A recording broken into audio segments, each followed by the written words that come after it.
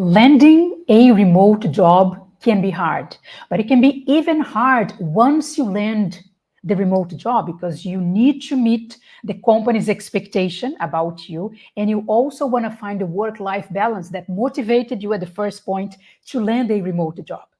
I am Juliana Rabi, career coach for remote jobs. And in this live, I'm going to go deeper into the topic of what remote companies expect from their employees in 2024. So, welcome to this live. It's very nice to have you here. You might be watching on LinkedIn, on Instagram, on YouTube. We are streaming for those three channels. So, wherever you're coming from, you're very welcome. I'm Juliana Rabi, career coach for remote jobs. And yeah, I'm very happy to have you here. So if you are watching live, I would appreciate if you could say hi in the chat just to make sure that all the, the technical part is correct. I need to do some quick check.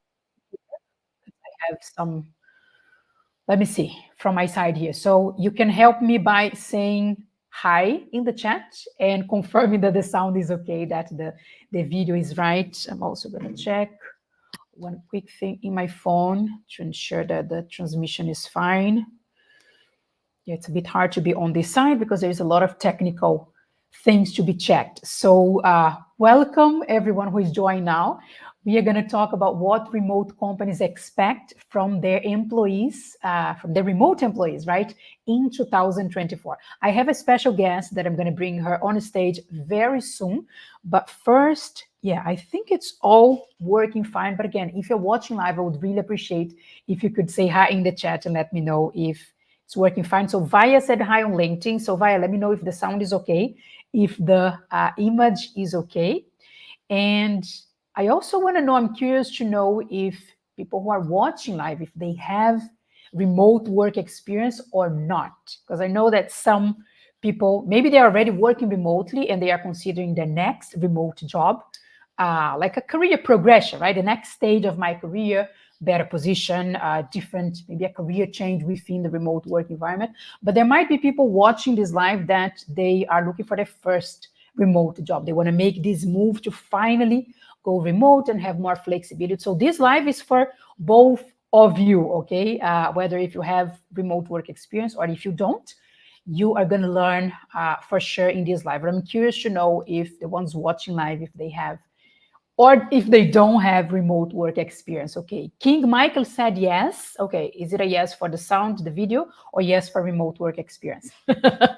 Let me know that, but thank you for confirming from YouTube also. So I think the tech part is all good. I think we can move forward. And as I said, the topic today is what remote companies expect from their remote employees in 2024. And I know there is a lot of misunderstanding, expectations, even doubts, like confusion about what remote companies really expect from their employees. There are different stages in the process, right? So a lot of the clients that hire me, they are one step before, right? They want to land a remote job. That's their main focus, that's their main concern. All their energy and their time go to, be able to land a remote job, which is amazing. I help my clients to do that. But once they get the remote job, once they start working remotely, a new stage in their career start, and then there are other issues, other challenges, other discoveries, other learning. So I want to talk about this stage. Once you landed the remote job, once you're already working in a remote company, what happens there? What are the issues? What are the challenges? How can you grow? How can you be your best version? How can you make sure that you're meeting the company's expectations? How can you ensure that your boss is happy with your performance and all those things that concerns you once you land the remote job? That's what we're going to talk about in this live today, okay? If you're watching the recording, you're also welcome, and I'm gonna make sure it's worth your time watching until the end of this video, okay? King Michael said both, okay?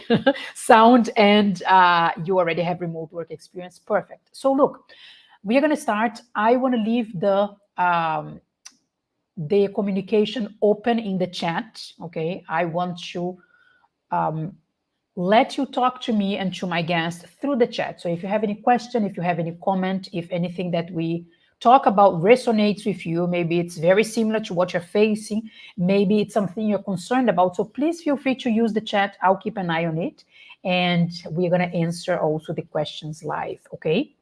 That said, I'm not alone in this live. I have a special guest. Yeah. She was like, I'm nervous. I was like, you were not. We were talking before, right? Going online. And I was like, you can't be nervous because if you know her, you're going to see it soon. But she's very well known into the remote work environment. Okay. She has an amazing podcast. She interviewed me for the episode number 9, if I'm not wrong. And now she has more than, I don't know, 100 something episodes. So that was back in 2021 when we met. So she interviewed me for her podcast talking about remote work, among other things, right?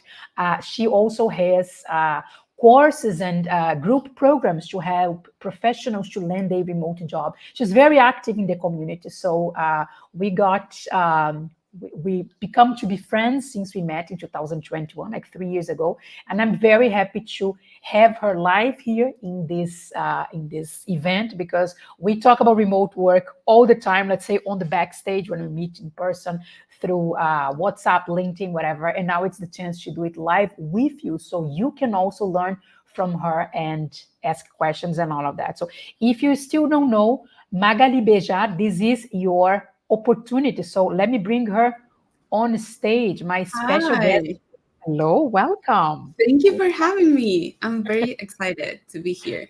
Nice. Meet you. And I want you to introduce yourself for the ones that eventually, for some weird reason, still don't know you. So introduce yourself.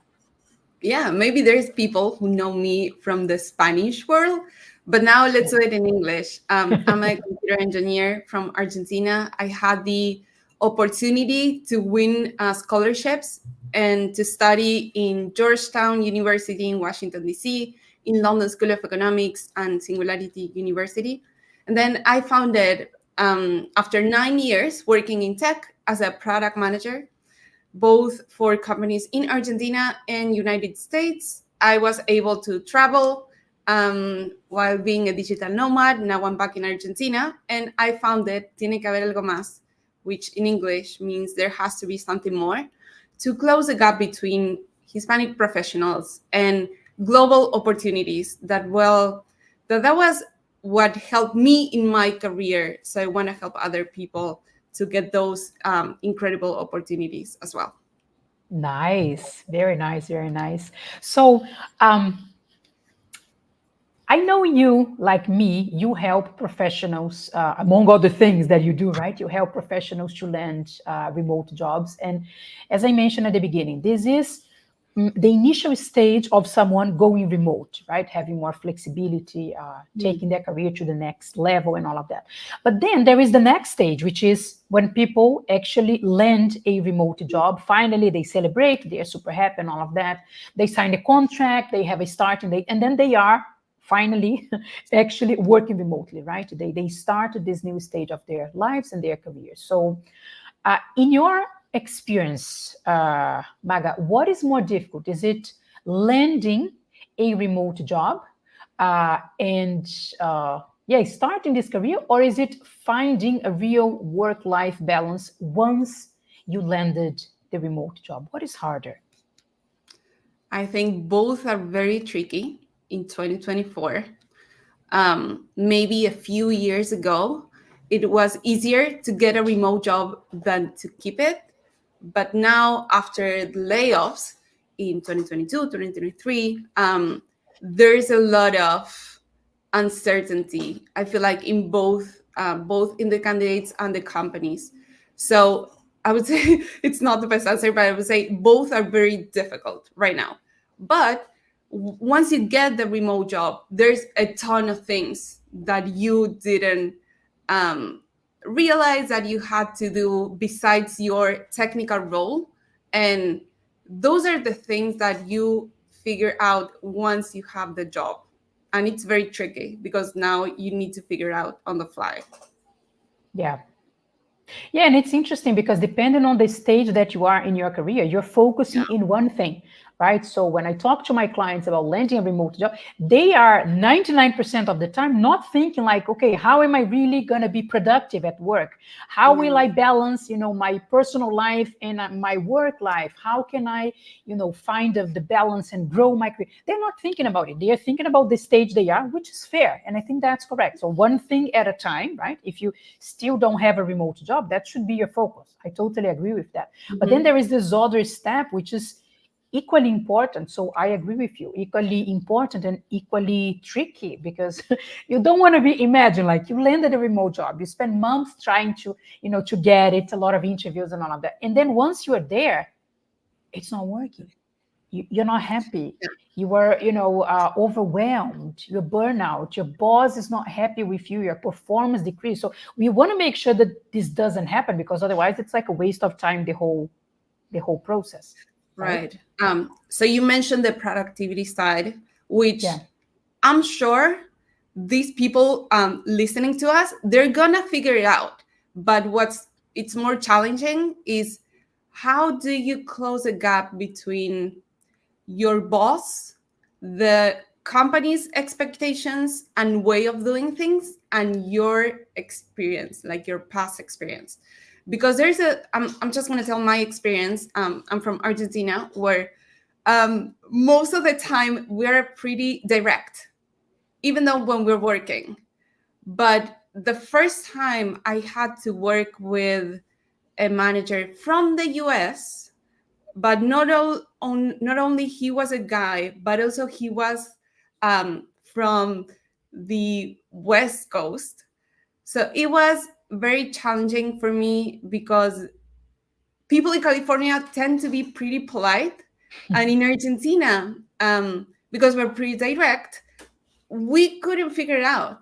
Like I couldn't get my message across and not being like considered rude, too blunt.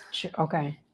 So it's a very thin line, and you get to get better while doing it, but you need to be pretty sensitive on how you say things, how you write them, because it can get the message across pretty wrong. And it's so easy that happens if you're working with an international audience, right? You're talking about like the communication styles between Argentinians and Americans. But imagine if you are in a remote company that you have people from, let's say, 10 different nationalities, which is very common, by the way, right? So you're using English most likely as the official language for communication. But it's not only the English, it's not only being able to write in English, to read English, to answer a phone call. It's not that. It's like the communication styles. And if you have people from 10 different countries, it gets 10 times more complex. Right? And you don't know that before you start working and noticing those things. Definitely. Yeah. But also, it's gonna, at some point, you're gonna need to have very difficult conversations. Like, what happens when there is a problem in your team or in the company, or the project doesn't go right, or you need to negotiate your salary. That it's very complex, even in your native language. So, just for you to know, that's going to happen. It's going to be challenging, but you're going to need to go through that. Yeah. And this is something you only learn by doing, right? Of course, if it's your second remote job, you already have the expertise that you built up in the first one. But if this is your first remote job, there will be some noisy, some misunderstanding in the communication because of the communication style. But hey, that's part of the game. Probably everyone who joined the company previously also had to deal with that. I think the openness to notice those things and to be flexible and to have those hard conversations whenever needed is what's going to help us to move forward and overcome those issues, because they will happen. It's like adjusting, right? It's normal. I just remember a fun conversation. I remember in my first remote job, one thing that it's common in Argentina is for you to get a raise in your salary every 6 months because of inflation. And after a year, I went to my boss and said, like, I've been here for a year. I've been doing a great work based on your performance review. So I want to have a salary increase. And he was like, I don't get it. But like, you have been here for a year. Why? And I had to explain that in Argentina, it was common to get raises, even though it wasn't attached to a specific performance review or a goal. And that was interesting for me because it didn't come across. I had no idea I had to explain this, or it wasn't common in other countries. So I was like, it was a learning experience for both of Yeah. us. Nice. So you took for granted that was Yeah, the way definitely. that every country, every company worked, and you were like, actually, I should have get the first raise 6 months ago, right? He's already late. Yeah, Interesting. that was Nice, fun. nice. Yeah. Look, I have another question here. How professionals who land their first remote job expect it to be, how they imagine, how they picture their first remote job, and how the reality is. I know we could stay for 1 hour talking only about it, but if you remember some examples of, if you could highlight uh, some examples of what we picture and how the reality actually is when you start working remotely. Yeah, I think we think that people know what they're doing. And most of the time, especially for companies, if they're hiring their first couple of remote employees, or if they never had an employee from your country, there's a lot of things they're figuring it out. So that's one thing. It's gonna be uncomfortable no matter what, um, because of the culture, the communication, the style, the company velocity. It doesn't matter. It's just going to be uncomfortable. So it's not you. It's just a process, I would say. Yeah. I think people, conversations that I have, they think it's going to happen naturally. Okay, no, I land a remote job and I know how to do the job. So I have like the technical knowledge, right? I have done that job before, or I have studied that. So they think it's going to be very smooth and natural. It's like, it's just that I'm not working from an office. And look, based in my experience, and you might agree with me, it's more complex than that, right? It's not just like I'm just working from home. That's the only difference. Or I'm just Yeah. working from a friend's house or a coffee shop or a working space. The way you organize your working hours, the way you block distractions, right? The way you create a routine to be productive, but you still take care of yourself, to make sure you make breaks, that you stretch your body, that you do some, movement. You're not attached to the computer all the time, or the opposite, that you're actually doing something, that you're not, oh, I'm going to just stay in bed a little bit longer, I'm just going to watch this Netflix series, I'm just going to cook food and do the laundry and all of that. So finding this balance and creating a new routine that will help you to be productive and to enjoy, to be happy, right? Because I think when people go remote, they want to have more life quality and enjoy life, in a better way. So if you're working remotely but you're unhappier, you are like more stressed, you are like not making any breaks and all of that, that can be even worse than your previous situation. So I see that people take for granted that things will naturally happen without them need to reflect, like, how do I organize my agenda? I need to, if I live with other people, I need to tell them, look, I'm working. I might be home, but I'm working. So don't just, expect me to open the door if someone rings, or go bring the trash down and all of that. So organize, like, have this uh, mental idea that I am working, even if I'm not in the office, but also like let others know if there are other people in the house, in the co-working Right. space, wherever you are. So organize yourself, organize your time, organize your agenda, organize even your lunch. Like, it's your lunch break. Oh, I have no food home. What am I gonna do? And then 30 minutes pass and you didn't eat, and you need to go back to. So organize yourself as you would organize to go to work in the office, but different things, different aspect, but it still requires some preparation that some people might think it's gonna Yeah. happen naturally, and you won't, right? Right. Smooth, it's not a word I would use while working remotely. Especially, you need to be proactive. The Yeah. way you communicate, like your wins, what are you doing to your manager, to your team? You need, one thing that happened when we were everyone at the office is that you tend to get promoted based on how you how your manager sees you. So if you're early, if you leave late, if it looks like you're working. So now, because we lost that, and we only see if you're logged into Slack or Discord or whatever it is, you need to show your manager and your team what you're doing. And that's not very natural to us because we didn't know we needed to do that. In the office, you don't need to do that, right? People see, and people see you there, tick, tick, tick, in the computer.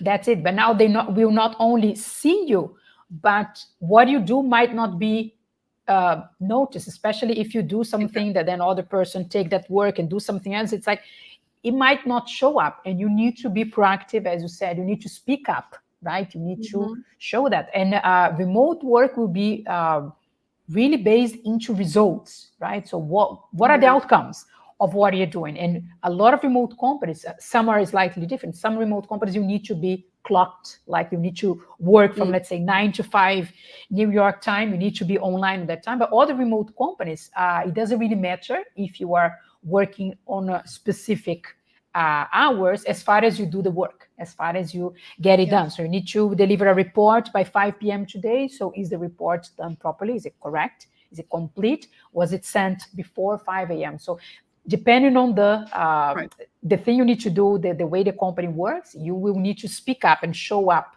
what you did in one way or the other. But you need to do that, right? Results. Talk about it. Be more proactive. And as you said, Maga, can be a bit unnatural because it's like, am I bragging that I did my work? I did because I should do. But then if I don't show that I did, they might not know. Or where do I need to report? Where do I need to upload that? Who will take that to the next stage? So I need to inform that person at least that my work is done. So it can get more complex, right? As you could see, it can definitely get more complex. But I think that's how we learn, right? Those things don't happen in an office environment. So the learning for how do I work remotely is, I think we can talk about it. That's the whole idea of this live. I bring awareness to it so you understand that, oh, it's not just that now I work from home or now I work from wherever I want. Now I can travel and work. I just bring my laptop, open it, take a selfie, and that's it. It's a bit more than that. So bringing awareness, I think it's important for the ones who are starting working remotely or the ones who are in this journey to land a remote job. And then once you start like being open to the new situations and the new learnings and the new possibilities that will happen. Nice. Yeah. And also I feel like we need to be realistic here. Like for the candidates, you need to be available for your company at the times that you agreed on. You still need to work when you work remotely, right? You need to work pretty hard. You need to you work. need to be available. You need to be connected. You need to answer as fast as you can. That's important because the company or your manager or your team, they don't know you. So the way you build trust is doing what you need to be doing and doing what you said you were going to do. Yeah. And that takes time. So that's another piece that we feel as candidates, we forget. Like we love the benefits. We love working remotely. We love the flexibility. But what's the value that you're bringing to the company? You're competing in a global market. There's a ton of incredible people, especially after layoffs. They are available. They want to work and they're pretty good. So what are you bringing to the table? That's pretty important. Yeah. And especially at the beginning, right? Because trust is something that can grow with time, right? And when a company hires you remotely, the trust is, it's almost like I give you trust up front, okay? There's a package of trust. Don't mess it up with that, right? It can grow or it can decrease. So especially at the beginning, if you're just starting in the company, first week, I would say actually first 90 days, I think they're crucial, right? The first 3 months in the job, because it doesn't happen, being realistic again, right? It doesn't happen overnight. So the first 90 days in a new company, in a new remote job are extremely important, and they can exponentially grow the trust that was already given to you. Say like, you know, you can trust me. I can do this. I know how to do it. if I say yes, I'm going to deliver it as we agreed. So you are trusted for that when they hire you remotely. The trust is there, but you can lose it if you Mhm. start not meeting the deadlines, doing a poor work, not showing up for the calls, taking, hours and hours and hours to answer something that was urgent. But you can also grow the trust if you do the opposite of those things that I mentioned. So yeah, especially at the beginning, you need to really make an effort like you would do. I mean, you would do the same thing in an office job, right? Right, but it's just different, the effort that you need to Yeah, do in a remote job. yeah. So this Hmm. extra effort will be very welcome if you do that at the very beginning. And related to that, um, there are many skills that are important for a remote work employee, right? In any position, I'm being generic here, but it doesn't matter if you're an engineer, if you are an English teacher, if you are, if you work with HR, if you work with sales, if you are working remotely in general, okay, there are a group of skills that will be very helpful to you for you to perform well, for you to adjust to the company's culture, to do a good job and all of that. But Magali, if you could highlight one skill, there are many, I know, but let's pick up Hmm. one that you consider that is very important for people to be successfully when they work remotely, and then you explain why you picked this one. Okay. To me, I was just thinking, to me, the most important is accountability. I wish we had a word in Spanish for that, because I'm always trying to share that those values, like it's the mix of making things happen, being proactive, being responsible, own it, what you're gonna do. So that's, I feel like accountability wasn't that needed in person. Now we need to make our best effort to make things happen, especially when we're talking in remote work. You're going to be managing very complex projects, like knowledge projects. There's going to be a lot of people involved, different time zones. You don't know each other. Every department is going to have a different goal. So how do you make things happen, and not only your piece of the job? So that would be my favorite one. Accountability. Accountability. Okay. Yeah. Okay. I have two in mind. I think one would be communication, but we spoke already a little bit about communication. So I'm going to go for my second one, which is being proactive. Yeah. Being proactive. Okay. When you work in an office, and I remember when I was working in an office, it was very easy to do like that. Literally, just look to the side, and there was someone seated here. It's like, can you just come a second and check my screen? And the person didn't need to, it was just like turn the body and would see my screen because we were seated side by Yeah. side, right? And then it was very easy to ask for help, for example, can you Mhm. double check my screen and the thing that I wrote, whatever. It was very easy to have support of other people. When you're working remotely, it's slightly different because there might be nobody besides you, or if you are in a shared workspace, it might be people who don't work with you, so they won't help you. You might have just the walls beside you, so you don't have this easy access to people. And that can be a big struggle because if you don't know something, especially at the beginning, right? Especially when you start, you're still not familiar with I don't know, where do I find information about it? Where is that file? Where should I, save that file?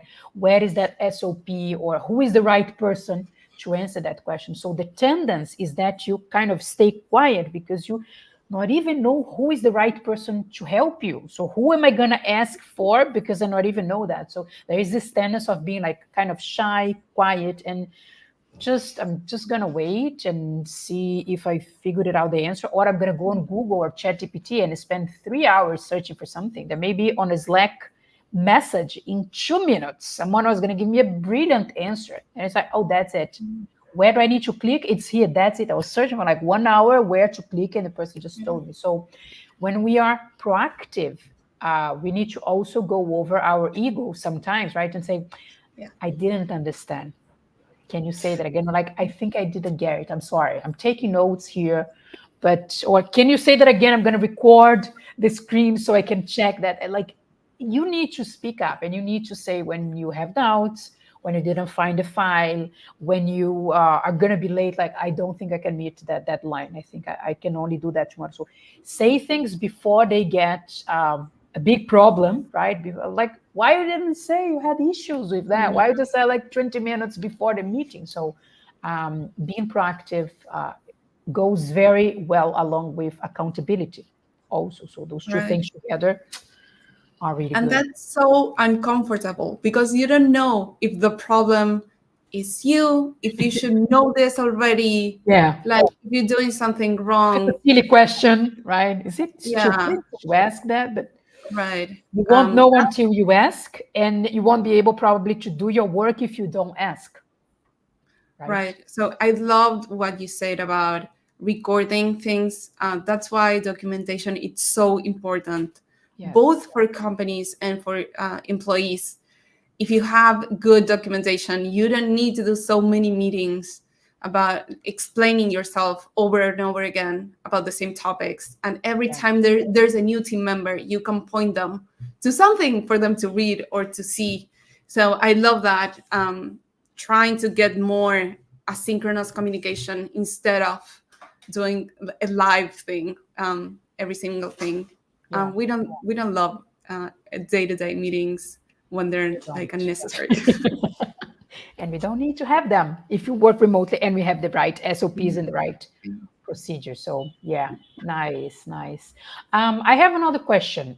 Once again, for the ones watching live, if you want to ask something to Magali or to myself, if you want to add any perspective, experience, funny story, not funny story, in the conversation, please use the chat. That's the best way to let us know what is going on the other side, your opinions, your insights also. Maybe that resonates with you, with what you're going through, or maybe you never thought about it. Like I never thought that accountability was so important. So just let us know in the chat. It feels really good when we see people interacting here. But in the meantime, if nobody asks, I have questions for you. So I thought But we could one more keep thing. talking. Like I feel like We can keep talking as we always do, right? The difference is that this time is live, so people can also interact. We're going to keep talking as we always do, for sure. Another thing that I was remembering is that I know that you talk to a lot of hiring managers, companies that are hiring remote work talent, right? You have connections with them. You provide candidates to companies in the US, in many other countries, right? So you do this bridge between companies who are looking for remote candidates and the candidates. So you talk to both audience, right? And you also talk to recruiters, right? You also recruit eventually for positions. So you are really deep into all those phases of the situation. So based on those conversations, Magali, that you have on a daily basis, what is the main complaint, the main issue, the main problem that let's say the hiring managers and the recruiters, so the company side, right? What is the main problems that companies report, share with you regarding their remote staff? I think it's being available, like being connected, responding in a timely manner to messages on whatever the tool it is that you're using. Those will be the main ones. But also, it's gonna become challenging, and you need to figure out how to manage your work. So we talked about productivity, but also how do you make sure that your manager knows what you're doing and how that's going? Maybe you're tracking your tools in your task in a tool like Trello, Asana, Basecamp, whatever it is, but you need to give visibility of what you're doing and how that's going. That's also how you build trust. If the other person sees that the task that they gave you are you're making progress with them. Yeah, and sometimes we are like, oh, but I don't want to bother my boss, right? I don't want to disturb. I don't want to repeat things. But over communicating in a remote work environment Yeah. is better than under communicating, right? So if you're like, was I clear enough? Did I say that in the best way? Say it again. Send another message. Send another email. Review the document. See if you can make any small adjustments to improve it. So over communicating, like saying things more often, even if it doesn't feel natural, as you said, right? So some Yeah, things because you it's not it natural. doesn't feel natural. It's like I told you 3 times already. Like, am I taking you? Am I assuming that you're stupid, that you're not getting it? No, no, no. It's just because when things happen online or just on written, channel, right, it can be very common to have misinterpretations. You wanted to say something, but the other person understood a different thing, or words, right? Especially if you're not native English speaker, that's also good because none of us are, right? And we are doing this Mhm. live in English, and we work a lot primarily. Maybe have half and half at least in English, right? So we know that sometimes we want to say something, but we choose the wrong word, and then the person will understand something completely different than what we actually wanted to say. So for the non-native English speakers out there, it can happen even if you don't want. It's not your fault. It's just like lack of, wrong choice of the best word to Yeah. express something. So if you double check once you send an email, once you send a message, once you finish a call, take notes, double check, ask someone from your team to review, ask for feedback. I think that's also great, right? Asking for feedback, but that's not only the beginning. In your whole remote work journey, asking for feedback and being open, like fully open to Yeah. receive feedback, it's extremely important. That's how we grow, right? Right. Not like I'm gonna do everything alone. And I hope There's it's great. also And if it's not great, it's your problem. No, shouldn't be like that, right? Yeah. There's also another thing that I like doing to keep people in the loop. So instead of I'm I'm from tech, so we usually have the dailies, which is like a 15-minute call where everybody gets on board and they say like what they're gonna do today, what they did yesterday, if they have any problems. I really love Oh, I think I lost your connection. Hello, hello. I lost Maga's connection. So I don't know if someone is watching live. Can you let me know if you still see me? If the connection just like the problem was only from her side? Because I lost her connection. Let me see here. So if you're watching live, let me know if you can still see me. I see some, I think she lost connection, my guest. Let me see. Well, when we go live, things like that happen. So yes. So I think Magali lost connection. Let's see if she can go back on stage. Well, that's one of the things that can happen when you work remote, right? Things don't don't happen as planned, and then you are having a call, a meeting, recording a video, and suddenly internet stop working, or the video, or the sound, whatever. That's what I think that happens with her. So I lost her. So Magali, if you were trying to come back, so yeah, keep trying. I still don't see you. Hopefully she can come back. Let me see. She's writing me something. Estoy. I don't see you. She's texting me and say, I see you, but I don't see. Look, I'm going to try to bring her on the stage again. No, but it's all black. am I back? Your voice is back, but your video is still, oh my No. goodness, your video is all black. I Oh just no. see it black. I'm seeing you. I'm seeing both of us. No, I just see black. Let me see. I'm So sorry. people who are watching, can you see both of us? Because I can't. I just see a black screen. I hear a dog, but I don't I don't see you. Okay, now I see you back. Yes. Oh no, now you're gone. Now you're back. Yes. Wonderful. Sorry Okay. for the dog. You and the dog, like the whole team is back. Nice. Yes. Yeah, sorry for that. That's something that happens when people work remotely, right? There are some dogs and cats that jump around. Very good, very good. Okay. Sorry for the short interruption. Okay. Welcome back. Welcome back. Thank you. I also want to ask you this.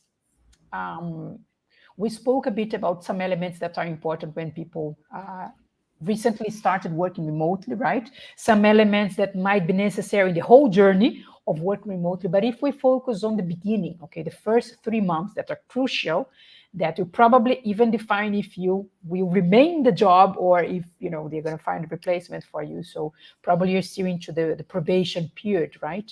During the initial 90 days. So in your experience, Magali, in your opinion, what are the three main elements to perform well in the first 90 days of any kind of remote job? Let's talk like in general.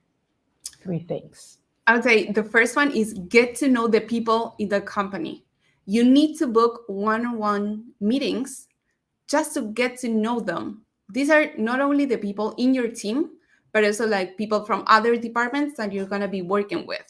So that's one. Like just talk to people. It's like introduce yourself, understand their background, where they're coming from, what they're doing, anything. That's going to help because we're working with other people. And sometimes we forget that. Remote work, it's based on relationships at the end of the day, like any work. So that would be one, which is also very unnatural to like book one-on-one virtual chats with people. So that's one. Another one would be define goals for your first month, and then the second, and then the third. Align expectations with your manager. Like, what do you need to do and understand during the first 90 days? And just try to learn as much as possible about the company, the past projects, successes, failures. Just before trying to change things, understand what has been going on for the company. Because what I learned is that sometimes we think the other person is being irrational or they're making a bad decision. But what's usually happening is that you're lacking context and you don't know everything. So don't rush. Just try to learn as much as possible before changing things up. I love that. I love that. Yeah. When you say like try to learn as much as possible, I will add onto this. Write it down. Write it down things, because as you're learning so much, everything is new. The names, the what they do, the information in general, the client's name, the tech thing that you're gonna do, everything is new. So learn as much as possible. But if you take notes, that's gonna help you to retain that information, and then you don't need to ask the same thing the next day and the other day and so on. So use the time to ask different things and come across as someone that like cares about it. So like you're telling me once, I'm taking notes on a notebook, paper notebook, on a file, whatever, like your style, but like take notes of it, because then you don't need to ask the same thing and people will really value that you're respecting their time. So you asked once, they answered, they took like all the time to answer that thing, but then tomorrow you're asking the same question. So that's probably not the best way you wanna come across, right? And I remember that yesterday I had a call with a client, a career coaching client. It was our last call, and we were actually celebrating that he landed the job last week. So 1 week ago he started a new job, and yesterday we were talking. He was telling me how was it, and then the first impressions. He's feeling very welcome, and everything is so far so good. But I asked him about like the KPIs, like the expectations about the job. What you mentioned, right? Ask about expectation, align expectations, because when you enter in a new job, even an office job, but especially remote jobs, you have your best will to contribute, to like be helpful to the company. You want to perform well, but sometimes you don't really know what is expected from you. So you assume, oh, I think I need to do this, or I think my boss is going to like if I do things this way. But instead of assuming, which is very risky, even more in a remote work environment, right? So instead of assuming, just ask, align expectations. So what happened with this client that I had a call yesterday is that I asked him, so what are the goals for you in the next 60 days, 30 days, 60 days, and 90 days? He was like, I have no idea. My boss didn't tell me that. So it's normal. That's what I want to say. Not all remote companies will be in this level of organization and preparation and a very smooth onboard to already handle your document and say, look, those are the things, the expectation, the how we expect you to perform in the first 30 days. Please read it, and then we're going to talk about it. Let's review that together. That would be ideal. And then the same thing for 60 days and for 90 days. So if you don't have that in your remote job, you can, as Magali said, and as I said, my client in the call yesterday, ask for a call, schedule a call, and just say, I want to understand, what do you expect from me in the first month of work? What are the key things I should focus?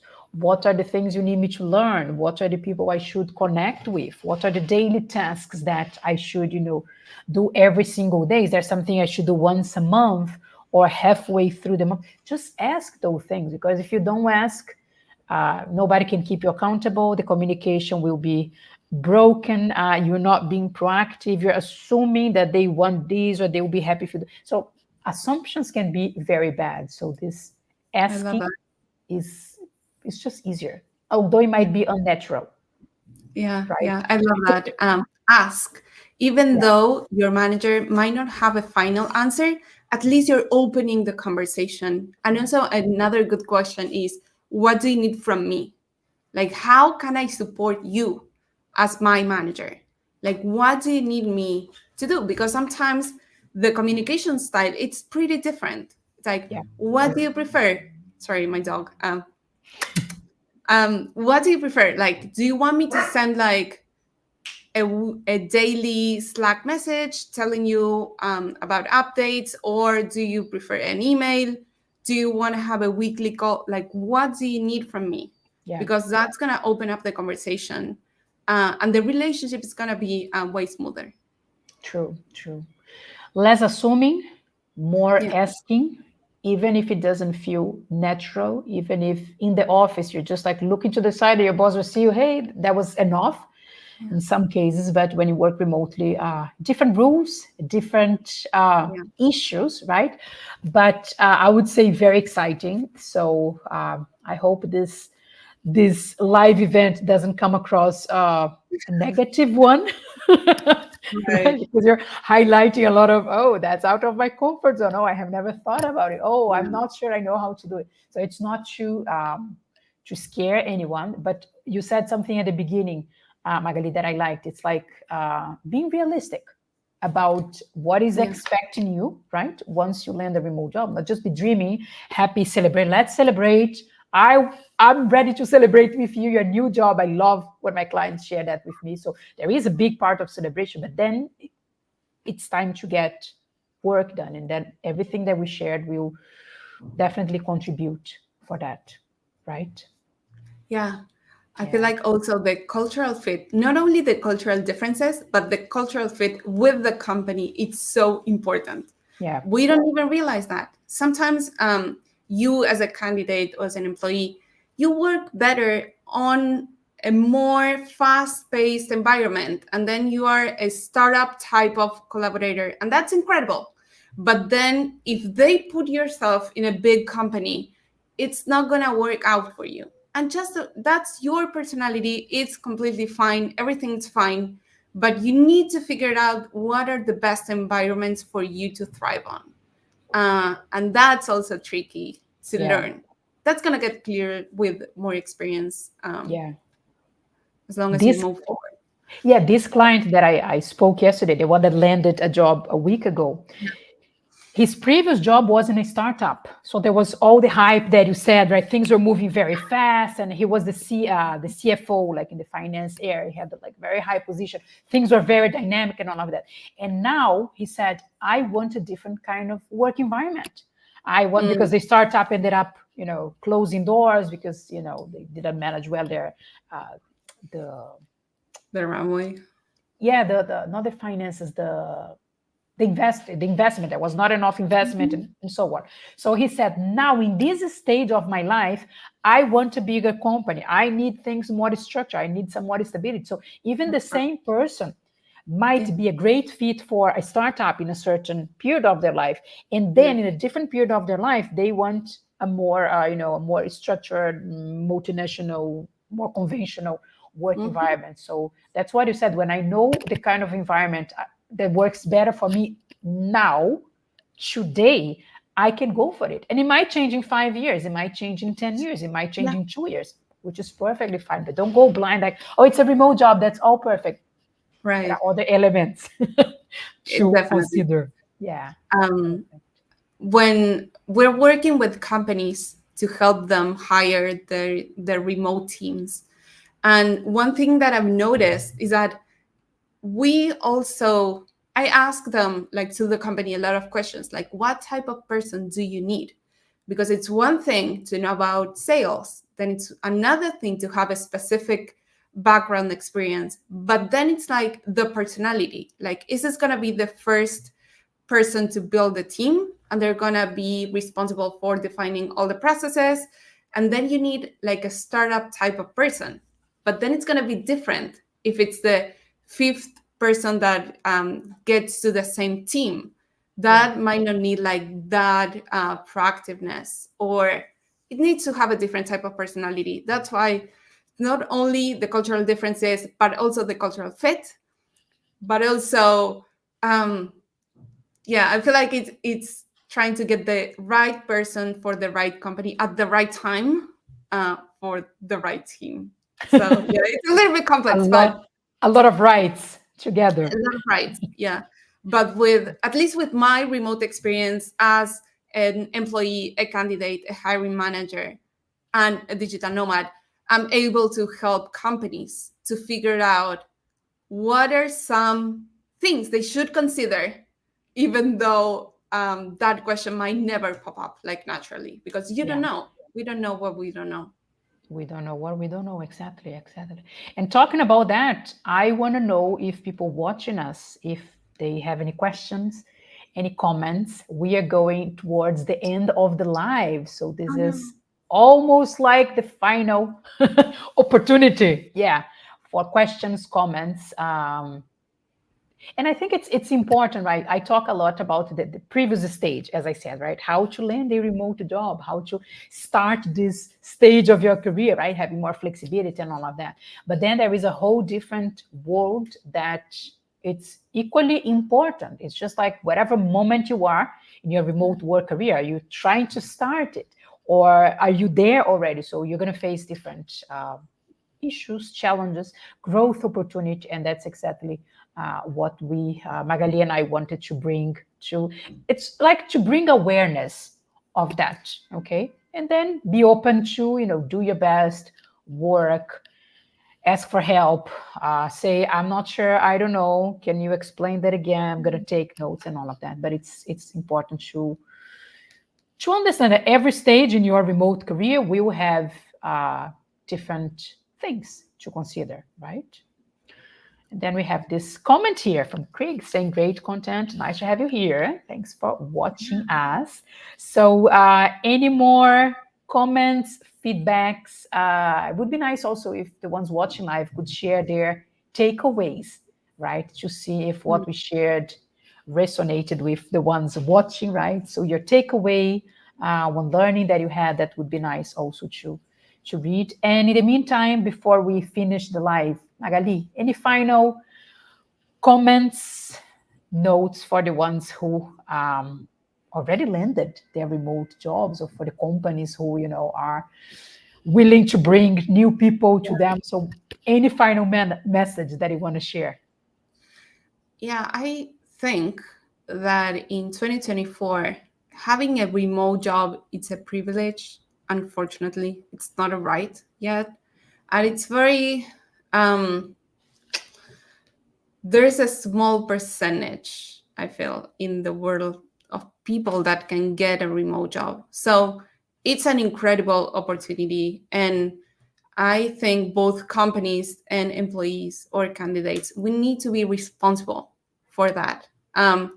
We need to try to do our best with other people, with the commitment we're doing. I'm very grateful for the remote opportunities I had. It gave me the chance to travel, to work in an international environment, to accelerate my career, to save, or to meet like a lot of people. And I'm very, very grateful for that experience. But it's going to take a lot of work, not only to get the opportunity, but also to thrive in a company. So it is possible.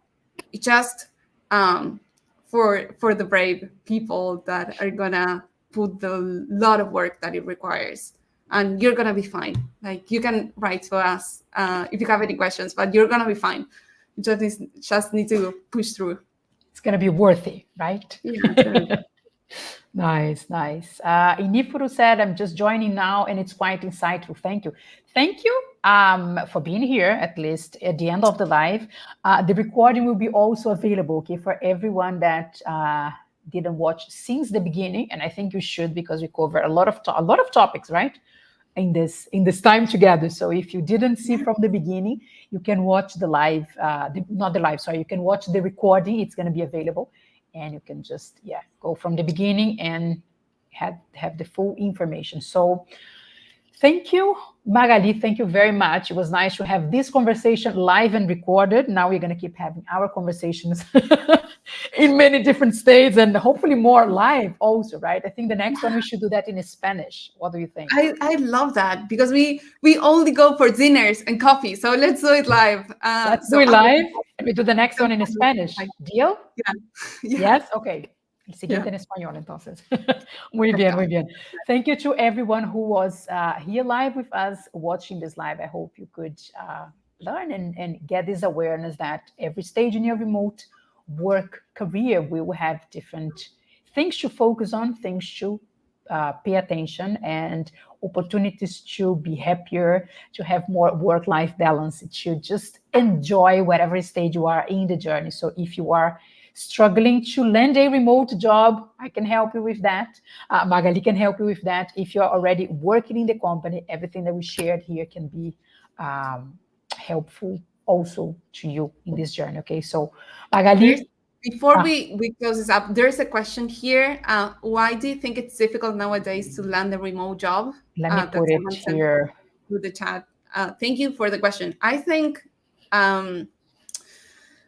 there are more people trying to work remotely than open roles. And that's because some companies are going back to the office, and some companies are not hiring at the moment, post layoffs. So people that had a remote job and they're making them come to the office, they want a remote job. So there's more people competing for the same positions. What do you think? There's anything No, that's else? it. In the summary, that's it. That's it. There are more people interested in remote jobs now than remote jobs available.